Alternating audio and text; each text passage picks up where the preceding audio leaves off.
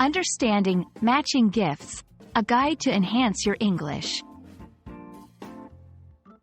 Hello, everyone. Today, we're going to explore a fascinating English phrase, matching gifts. This term is commonly used in charitable giving and fundraising contexts, but it's also a great example of how English language can be nuanced and context-specific. So, let's dive in and unravel the meaning and usage of matching gifts. Matching gifts refer to a specific type of donation or gift.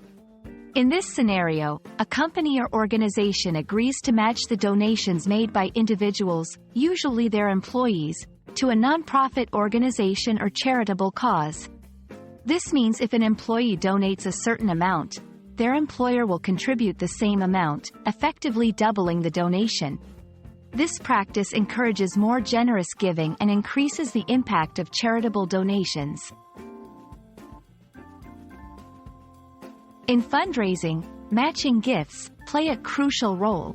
They not only increase the funds raised but also motivate more people to participate in charitable activities.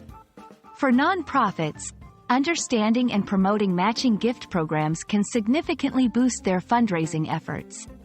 It's a win-win situation. Donors feel their contributions are more impactful, and organizations receive more support. When using the phrase, matching gifts, in English, it's important to understand its context. It's primarily used in formal or semi-formal settings, particularly related to charity and corporate social responsibility. For example, our company offers a matching gifts program for employee donations. We are grateful for all the matching gifts that have doubled our fundraising efforts.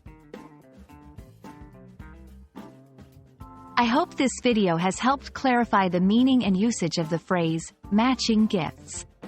It's a great example of how English phrases can have specific meanings in certain contexts.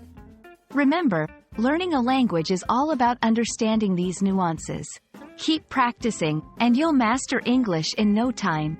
Thank you for watching, and see you in our next video.